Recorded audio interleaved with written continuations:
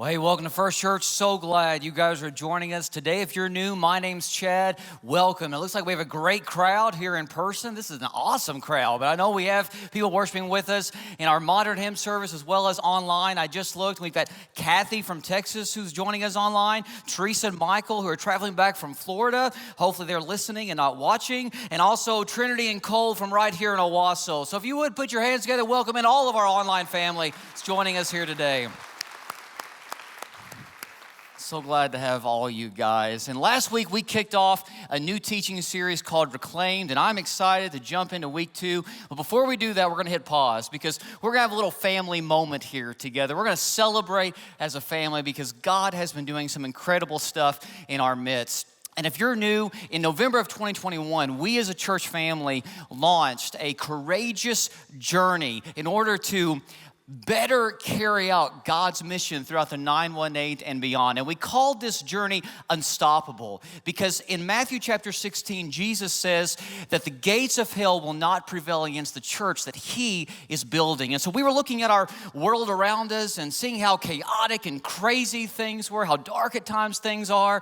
And we said, you know what? Jesus' mission is unstoppable. No matter what we're facing in the world around us, Jesus is greater. And when the world is at its worst, it needs the church at its best. And so we decided that we were going to challenge our church family to get engaged in the mission of Jesus like never before. And so what we asked you guys to do was to take our current operating budget and try to double that. That was part of that engagement. We encourage you to engage in all areas, but one way that we wanted you to get engaged was to double our current operating budget so that we could do more ministry here in this place, more ministry throughout the 918, more ministry as we help and support both local and global mission partners, and also so that we could build a new First Kids facility. Because if you've been upstairs in our First Kids area, our kids ministry is exploding. We are out of space. That area was never meant to be a children's area. We've adapted to make it work, but still, we are busting at the seams, and that is an awesome problem to have as we have more and more new families coming to our church, as we raise up a new generation that is excited for Jesus. So that's all that construction you see going on out front as we build a new First Kids building. And so what we said was we looked last November, at our operating budget, and we saw that if we kept our operating budget the same, then over the next 2 years, we would bring in $5 million to use for God's kingdom if we kept our operating budget the same. So that's $2.5 million annually, $2.5 million a year, $5 million over a 2-year period, starting back in last November. So what we challenged our church to do was to commit to doubling that. And last Commitment Sunday, that was back in November, a year ago, last Commitment Sunday, we were able to we committed to collecting over the next 2 years $10.1 million.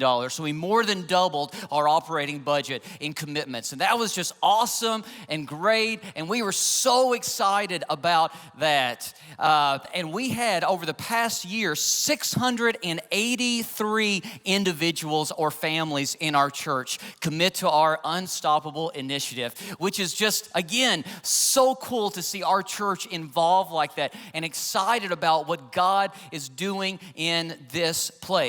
And so a lot of people want to know where we are right now. I mean, this is now November of 2022, so we're a year into this. So where are we right now? And so if we brought in the $10.1 million like we committed to bringing in over this past year, as of last Sunday, this is where we should be. We should have collected $4.4 million in order to use for God's kingdom just in the past year. This is where we should be right now as of this Sunday. And as of this Sunday, this is where we are as a church. Are you ready? 5.1 million and change. Yeah. And guys, we give God all the credit for this because this is happening in the midst of economic uncertainty. This is happening in the midst of a very dark culture that we're living in. I mean, things are crazy and chaotic, and yet God is allowing us to be a light in the midst of the darkness. And so now that we're 1 year into it, we decided to have a refresh because, hey, we still got a year to go in order to accomplish this, because the goal of this is not only to be able to do more ministry, but to build that First Kids building without having to have any debt. That's our goal. That's our hope. And so that's only going to happen if God is in this. And so we had our Momentum series a few weeks ago where we said, hey, let's commit to finishing strong. And we had another commitment Sunday for the last year, the last leg of Unstoppable. And if you weren't here on that Sunday, here's a quick video of what happened.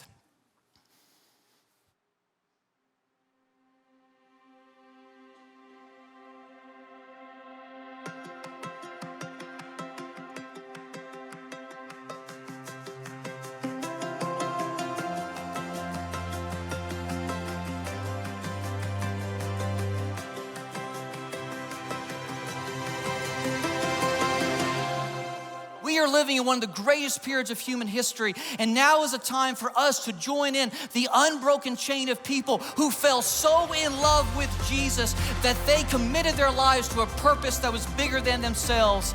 God's call was tough, but in the midst of everything that they were facing, they continued to get back up, and so do we, because the same God who is with them is with us today, and the same God that has brought us to this moment in time will see us through. He is still on the move, He is still alive, and He is giving us all the momentum we need to make a difference in this world.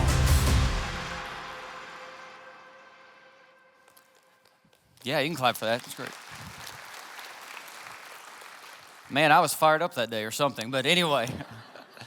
It was a great day. And if you're new, we don't just talk about financial numbers all the time. That's not really our thing, but we're celebrating in this moment. And I think it's a good witness. If you're new for the first Sunday, this church is invested. This church is invested in the mission of God. We believe in it. And we're willing to make sacrifices in order to reach the next generation for Jesus. And we're willing to make sacrifices in order to bring all people throughout the 918 and beyond, anybody that we can, to know Jesus as Lord. So, after our Commitment Sunday just a couple weeks ago, we had 77 new families or individuals commit to Unstoppable. That is just incredible to have all those new families, individuals commit. And with our new commitments, either those who are new or those who maybe extended their commitment a little bit more, we were able to add to our projected total $483,353. So this is where we were. If you want to put up our numbers here, this is where we were as of our last Commitment Sunday in November of 2021. If we go on to the next slide there we go. We were at 10.1 million, and now after our last Commitment Sunday that we just had, we're now at 10.6 million and change that our church has committed to bring in over a 2-year period. So we've already got 5 million of that done for the first year, but this is total 2 years to bring in this amount of money so that we can continue to advance God's mission here at First Church. And I just want to let you know how grateful I am for this church. I would not want to be a part of any other church family. My family moved here 5 years ago, and we knew God was in this, but we had no idea how much we would fall in love with this church, fall in love with this family here, because this is a family who truly believes in making sacrifices in order to do what God is calling us to do. And every time I think about our church family, I think of verses like this one. I mentioned it last week, but I want to mention it again. This is God's work. We rub our eyes. We can hardly believe it. God is at work in this place. His Spirit is moving, and this is a church that is catching the wind. We are moving where He wants for us to move, because we know we are not here to waste time or buy time or sit on time. We are here, as Paul says, to make the most of our time, because the days are evil. Yes, the days are evil. Yes, we see darkness all around us. Yes, at times this world can be a discouraging place to live, but that's why we're here in the midst of these evil days.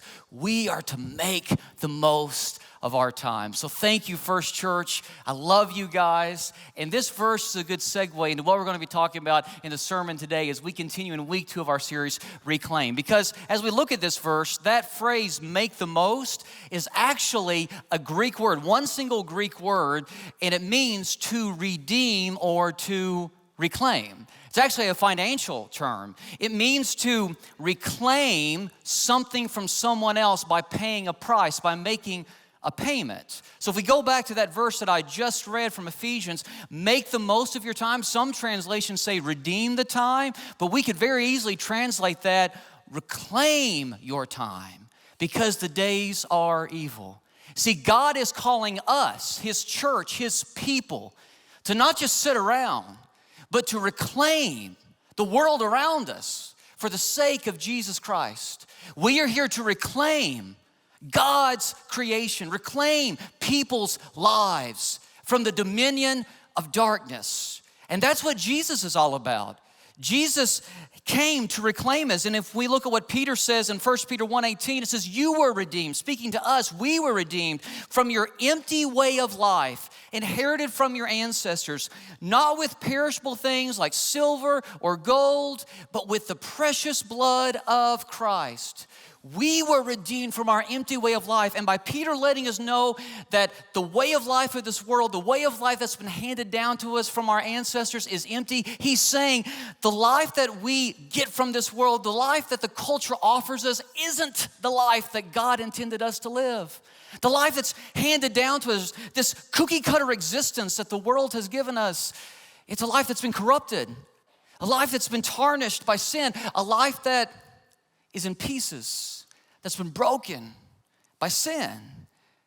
And if that's you, if that's how you feel right now, you're not alone. Because life lived apart from God always falls apart. That's what the Bible teaches us. Life lived apart from God always falls apart. But there's good news. Because even though we may feel like our life is in pieces, Jesus came to put us back together again. I'm a big football fan, big sports fan in general, as you guys know. And some of you guys may remember this from a few years ago, a couple years ago. In 2020, the Wisconsin Badgers, any Wisconsin fans? Anybody? Hey, let me hear you. Don't just raise your hands. Let me hear you. Are you there? Okay, they don't want to shout. They raise their hands. If you're online, they're in here, okay? I promise. But anyway, the Wisconsin Badgers in 2020 beat Wake Forest in their bowl game. And so they got their bowl game trophy. Here's a picture of the team with the trophy celebrating after the win. Great win. But then the team decided to celebrate a little bit more in the locker room. And it didn't go so well. Take a look at this clip right here. Hey, hey. Yeah, they shattered the trophy, and so you can see it right there in pieces. They tried to put the base back. I guess that guy's trying to put it back together. I don't know, but I don't think it's going to work. And you can tell they're really upset. And in case you missed it, here's another video that one of the players took, and you can see it shattering air. Oh, man, yeah. So they broke the trophy, and what was interesting was, as I was looking that video back up this week, I found a quote by one of the players on the team that season, and he said, yeah, we were having a lot of fun until we broke the trophy. And I'm like, yeah, I bet you probably were. And as I heard that statement, it reminded me of a quote that I've heard numerous times. I've said it before, and it's this: sin's a lot of fun until it's not. Sin's a whole lot of fun until it's not. It was a whole lot of fun until I got caught. It was a whole lot of fun until my spouse left me. It was a whole lot of fun until my kids found out. It was a whole lot of fun until I had to go to court. It was a whole lot of fun until I lost all my friends. It was a whole lot of fun until it wasn't. Sin's a lot of fun until you have to pay the consequences for your sin. That's why the Bible tells us in the book of Proverbs, it says, there is a way that seems right to a man, but in the end, it leads to death, it leads to destruction. I love how the Message paraphrases this verse. It says, there's a way of life that looks harmless enough. Look again, sure, those people appear to be having a good time, but all that laughter will end in heartbreak. And maybe that's where you are right now. Maybe your heart is broken. Maybe your life feels shattered because of sin. Maybe sin you committed, maybe a sin that's been committed against you, but maybe your life feels broken and shattered right now. And if that's you, you're not alone. We've all been broken by sin. We are a broken people. But the difference between us and the rest of the world that doesn't know Jesus is that we know Jesus came to reclaim us from our brokenness. And so because of that, we know He is making us new again. Last week I mentioned this form of restoration of pottery, which is known as kintsugi. It's an ancient Japanese form of pottery. If you want to put the picture up there, this is what they do. They will actually take a broken piece of pottery and they will put it back together and fill in the cracks using expensive things like gold or silver. And by the time that they're finished restoring this piece of pottery, putting the pieces back together, the finished product is worth more than the original piece. And I actually was able this week to come in contact with a piece of kintsugi pottery. And you can see here it's a small piece. These things are real expensive, by the way, but you can see here the gold lining where they have put this back together again. And it's really cool and it's really beautiful. But what I love about it is this is worth more than what it was worth prior to it being broken. And yet you can see all the flaws and all the cracks. You can see all the scars that are left behind. And this is such an image of what Jesus has done for us. Jesus has taken us and put us back together, and he looks at us with all of our scars and all of the mistakes that we've made and says, I still love you. I still see value in you. You are worth everything to me. You are worth so much that he was willing to die for you. And that's why I said last Sunday, we are a kintsugi kind of church, because we are people who are broken, but who are being put back together by Jesus. We don't claim to be perfect here. We don't claim to never mess up. And if you're looking for a church that doesn't have broken people, then you need to move on to another place, because we're not that place. And I don't claim to be perfect. I make my mistakes, and so do you. But we are people who are being put back together by the hands of the only one who can put us back together, and that is Jesus. But here's the thing. Since we now know that we are those who are being reclaimed by Jesus, we have responsibility. Because the Bible lets us know that the church is actually Jesus' chosen instrument to reclaim the world.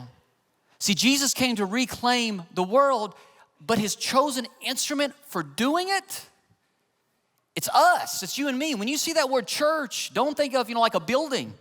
I'm talking about the people of God. We are his chosen instrument for reclaiming the world.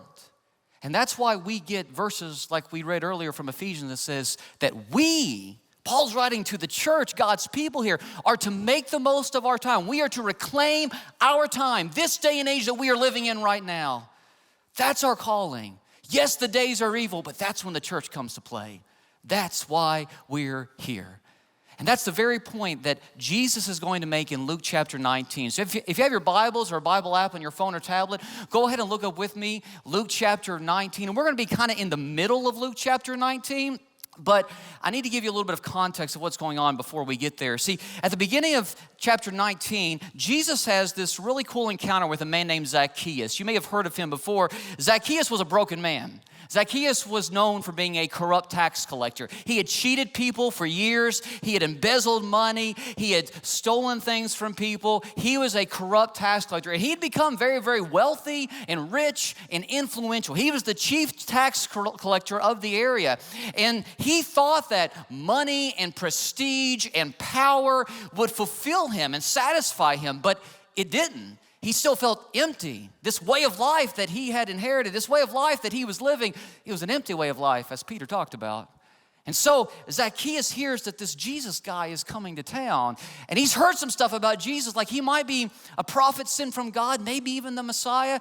And Zacchaeus wonders if Jesus can offer him what he's looking for, could fill this void deep within him.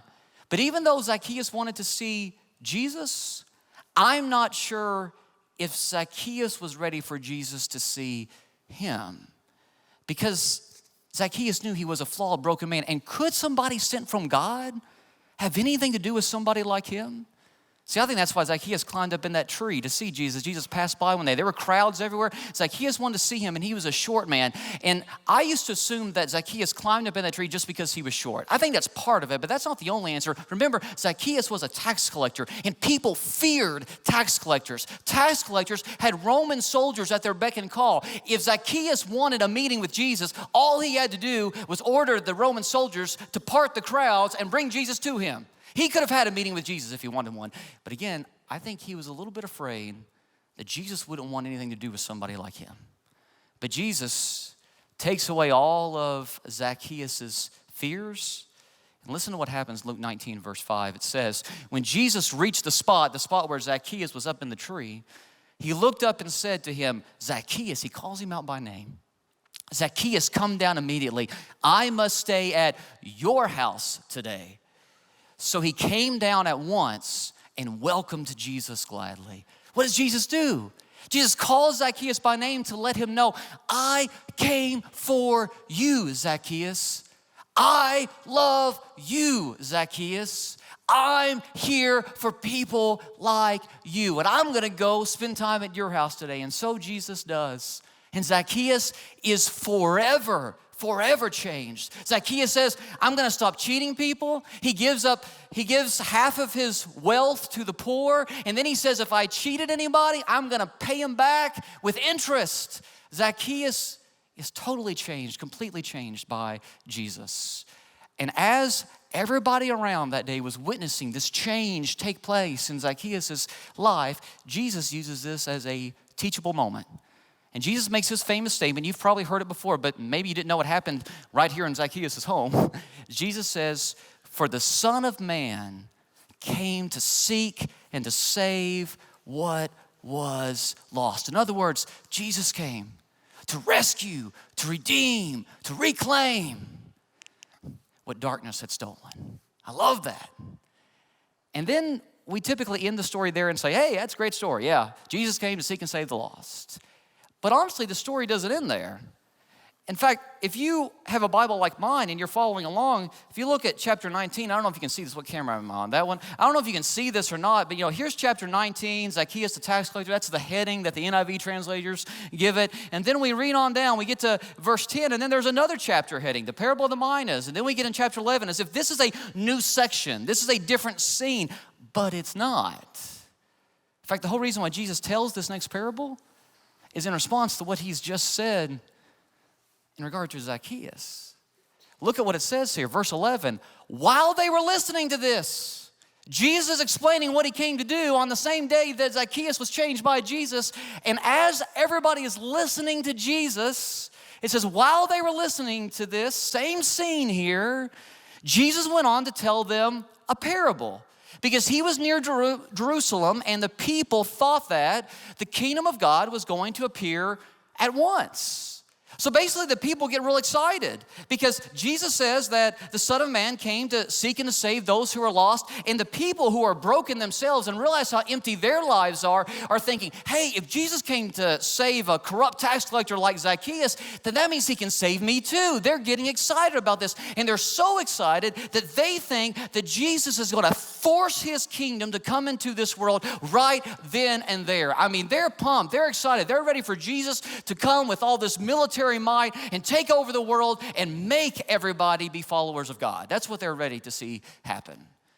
And Jesus pumps the brake just a little bit and he says, no. I am going to reclaim everything. But God's plan to do that is a little different than what you are anticipating. In order to explain how Jesus is going to reclaim the world, reclaim people's lives, he tells a parable. And in this series right now, Reclaim, we're looking at different parables that Jesus told because these parables reveal God's plan for the world. And remember what I said last week, a parable is a story that Jesus told that had familiar imagery to the people, but then he uses this familiar imagery to teach an unfamiliar truth.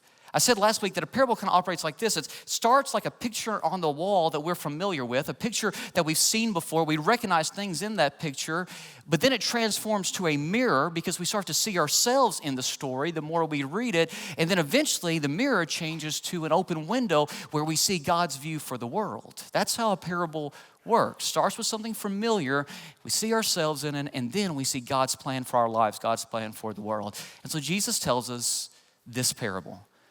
A man of noble birth went to a distant country to have himself appointed king and then to return.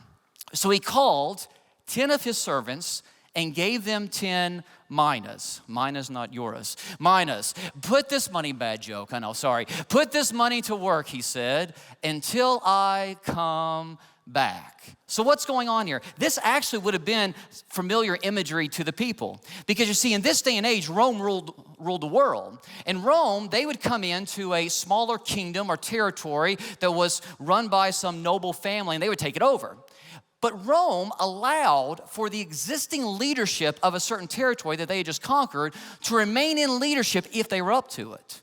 And so what would happen is Rome would come in and take over a new territory or a small little kingdom or area, whatever, and then those people who had been ruling over that area would have to then go to Rome and basically make their case for why they deserve to remain in leadership there. And if Rome agreed, they would basically appoint them to be like the governors over those areas that had been conquered. So they would keep their old titles. That's why when Jesus was born, we hear about King Herod. Well, King Herod technically wasn't a king anymore. He basically was a governor of that area or some type of government ruler over that area because, remember, King Herod was still under the authority of the Roman emperor. But they allowed for them to keep their titles if they made their case for why they should remain in leadership. So the people listening to this parable, this was familiar language. And Jesus says there's this guy, this person of noble birth in a certain area who leaves to go see if he can be appointed king. In other words, he's going to Rome to see if Rome's going to let him stay in power and continue to rule over this area. But while he's gone, while he's away, this man of noble birth calls together some of his servants, his trusted servants, and he says, I'm going to give each of you a mina. Now, a mina, I know I joked about it, but a mina was actually a measurement of weight. It was a financial term, and so they would measure their money, gold and silver, during this day and age. And a mina was worth about 4 months' wages. That's how much it was worth. So this man of noble birth calls together 10 of his trusted servants, and he gives them each a mina, about 4 months' wages, and he says to them, go invest it. Go put it to work while I'm gone. Now, why does he do this? Well, because in this day and age, while he was away, he could be gone for months and months, while he was away, well, he wanted his economy in that area to keep growing, but also more money, more power. I mean, he knew that the more wealthy he became, the more he was positioned to stay in power. So he wanted his servants to continue to put his money to work while he was gone. And this is an illustration for what God expects from us. Now, God doesn't need to keep, like a worldly economy going, or God doesn't need more power. He is all powerful, so don't misunderstand me. The illustration breaks down a little bit, but it's the main theme that Jesus wants us to get here. The theme is God is a multiplier. God expects for us to be multiplying what he has given to us. Because God is never satisfied with the status quo. As long as there is sin in this world, God is not satisfied with the status quo. And he wants to reclaim as many lives as he possibly can. That's why we get verses like this in 2 Peter when it says, the Lord is not slow to keep his promise. He is not slow in the way some people understand it. Instead, he is patient with you, patient with us, not wanting anyone to be destroyed. Instead, he wants all people to turn away from their sins. In other words, the whole reason why Jesus hasn't come back yet is because he still wants more people to be saved. He still wants more people to come to know him, more people to have their lives reclaimed. God's a multiplier. And in God's infinite wisdom, God has decided that the best way to reclaim lives is through us, those who have already been saved.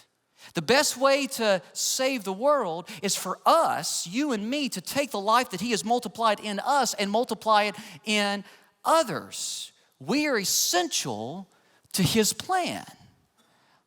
Now, this message is so important to Jesus that Jesus doesn't tell it just once. He tells this parable twice. He tells it once here. We call it the parable of the minas. But then he also tells it 6 days later. See, he's on his way to Jerusalem, but once he gets to Jerusalem, remember he's going to Jerusalem to pay the price of our sins. Once he gets to Jerusalem, he tells this parable again, but he changes some of the details. See, in this parable that we've been reading, he uses the term minas, which was 4 months' wages. But in the next time he tells it, he will use a different amount of money. He will use talents. And you might be more familiar with the time that Jesus told this parable and he used talents. That's the one we typically preach on for some reason. reason. And a talent was a lot more money than a mina. A talent was about 20 years' wages. So there's a big difference between 4 months' wages and 20 years. 4 months' wages is a significant amount of money, but for a rich man, it's not going to break him or anything. 20 years' wages, that's a whole lot more money. So why does Jesus tell this parable, this story twice? And it's the same theme, same basic outcome, but he changes the amount of money. I think he's trying to teach us something. It's not what you have been given that matters, but it's what you do with what you've been given. It's not the amount that you've been given, but it's what you do with what you've been given. See, sometimes I hear people say, I just don't have what other people have. I don't have the resources, I don't have the money, I don't have the talents, I don't have the gifts, I don't have what other people have. It's not the amount that you've been given. It's what you do with what you've been given. Whether it's a whole lot or very little. Everything you have belongs to God, and he's given you something in order to use for his kingdom. You have been given something that he intends for you to use, and he will empower you to use it to multiply his kingdom work on earth. Now, what's interesting to me is Jesus asks us to do this in the midst of a world that's hostile to him. And he lets us know this as we read on in the passage. It says, but his subjects, this is the king who's away, but his subjects hated him and sent a delegation after him to say, we don't want this man to be our king. So what's going on here? The subjects are different from the servants. The servants were those that the king entrusted with the minas. The subjects are the people who live in the land that weren't entrusted with anything. They're just people that live in the territory and still under the king's reign. So if you want to think of it like this, we are the servants because we are those that God has entrusted his plan to because we're part of his people, the church. But there's a whole lot of other people on the earth who are not part of his church yet, but technically are still under the reign of God, right? God's over all. And what Jesus here is saying is we live in a world that's hostile to him. We live in a world where the majority doesn't want Jesus to be their king. They want to rule over their own lives. The majority doesn't want Jesus as their king. We don't want this man to be our king, this delegation said. But here's the thing. Jesus is going to be king whether people want it or not. And that's what the next verse says. It says, he was made king, however, and he returned home. Then he sent for his servants to whom he had given the money, the minas, in order to find out what they had gained with it. The first one came and said, sir, your mina has earned 10 more. I brought back 10 times what you gave me. Well done, my good servant, the king said, because you have been trustworthy in a very small matter. Take charge of 10 cities. I'm going to give you more responsibility. The second came and said, sir, your mina has earned 5 more. His master answered, you take charge of 5 cities. Others, good job. One brought back more than the other. The master isn't upset that one brought back more than the other. He's just happy that they multiply it because God is a God of multiplication. He's excited. And guys, the fact that God entrusts us with his plan is something that, I just think it's a huge deal because we're broken, messed up people, and yet God is entrusting us, broken people, to go out and save a broken world with the message of his son. That is just beyond me. That's crazy to think about, but it's awesome. It's awesome to think about this truth that I have something to give. That God believes that I have something to give. And here's the thing, he believes the same thing about you. Can you say those words with me out loud? Can we say that together? Here we go. I have something to give. There's somebody listening to this message that who needs to hear that. You may not think you have much to give, but God has given you something to give that can make a difference in this world. Your life matters to him, and he has high expectations for you. But here's the thing. We find out about one more servant. He gave minas to 10 servants. We don't find out about the other 7. We don't know what they did, but we find out about 3 of them. We find out about this third servant here. Then another servant came and said, sir, here is your mina. I have kept it laid away in a piece of cloth. I was afraid of you because you are a hard man. You take out what you did not put in and reap what you did not sow. His master replied, I will judge you by your own words, you wicked servant. Ooh, that's harsh, Jesus. You knew, did you? Now, I think that's interesting, did you? I think Jesus here is wondering if this servant really believed what he just said. I'll talk about that here in a second. You knew, did you, that I am a hard man, taking out what I did not put in and reaping what I did not sow. Why then didn't you put my money on deposit? so that when I came back, I could have collected it with interest. Then he said to those standing by, take his mina away from him and give it to the one who has 10 minas. Sir, they said, he already has 10. And he replied, I tell you that to everyone who has, more will be given. But as for the one who has nothing, who does nothing with what I gave him, even what he has will be taken away.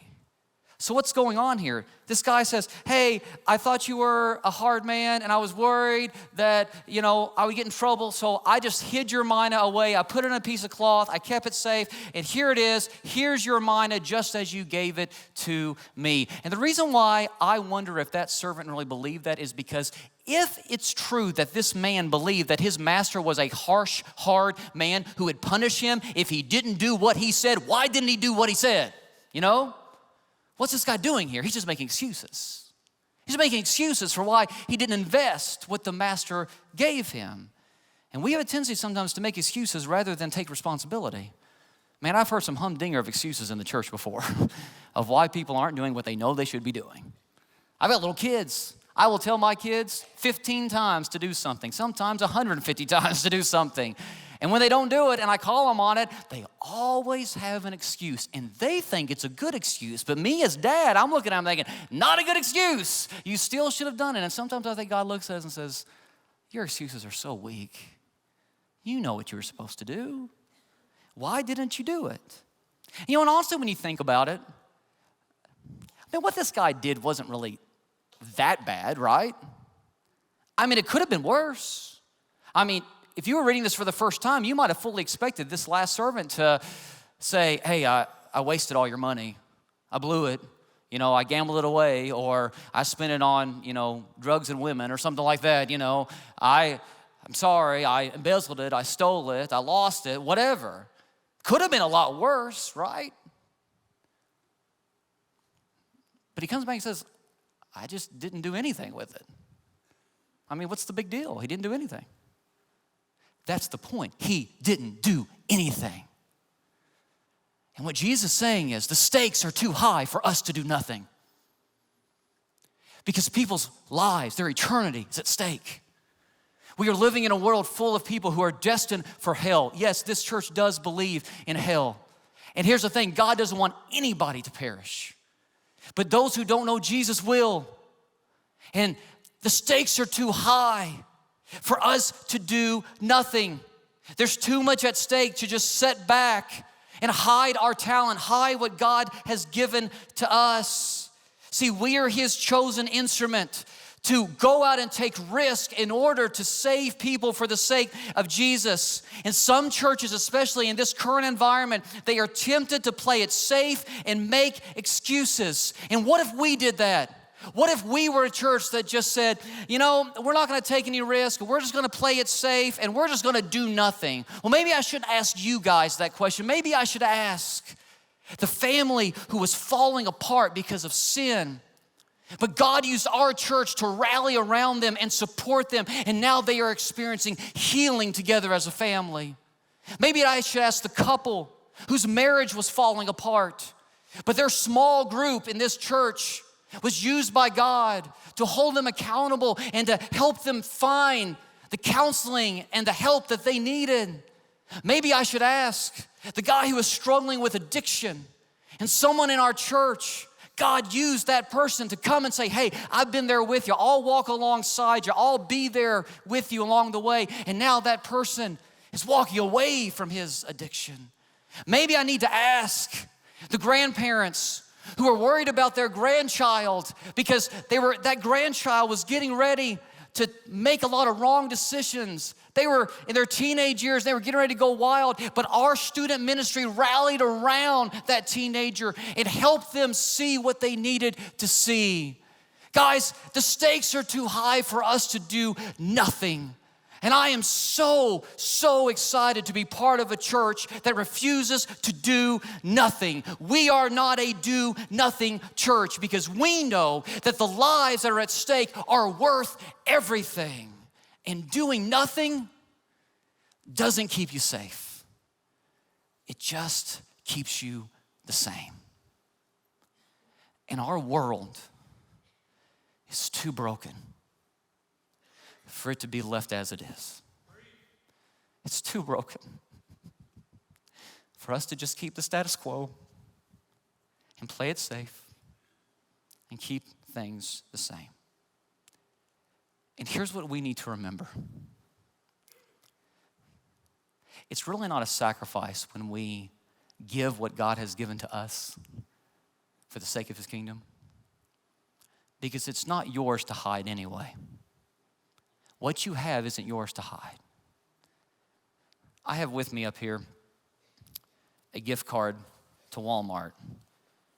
And let me just pretend like this gift card has $200 on it. It doesn't. Don't come try to get it. But let's just pretend like it had $200 on it, okay? And somebody walked up to me and gave this to me after service today. And they said, Chad, I got this gift card for somebody in need. I want you, if you over the next couple weeks hear of a family that's in need, because times are hard right now, if you hear of a family who needs it, give them this gift card. Don't tell them who it's from. Just say Jesus loves them and our church loves them, and give them this card. Sometimes things like that actually happen, and it's really cool when those things happen. And what if I got this card from this individual and said, oh yeah, thank you, this is great. And then I looked at it and started to think, okay, now who can I give this to? And I thought, you know what? The bad economy is affecting my family too. You know, groceries are higher for my family too. I mean, we're not doing everything we used to do because of the economy right now. And, you know, my kids need to eat and they need new shoes and all that kind of stuff. So, you know, I think my family is that family in need. I'm just going to use it on me. Now, let me ask you, does anybody today think that that would be stealing? Would anybody classify that as stealing? I would. You know why? You think, how's it stealing? I mean, he gave it to you. Yeah, but it wasn't mine. He gave it to me to use, but it wasn't mine. It was his. And today I just want to let you know, the house you have, the car you drive, the job you have, your family, what's in your bank account, your investments, everything that you have belongs to him. And he wants you to enjoy it. Don't misunderstand me. But he also wants you to use it so that other people can experience his joy. That's why we're here. Make the most of our time. Reclaim the time, because the days are evil. Would you pray with me? Father, I thank you so much for this moment that we've had to open up your word and study it. And I pray that we will be those who go out and reclaim our time for the sake of your Son. In the name of Jesus, I pray. Amen.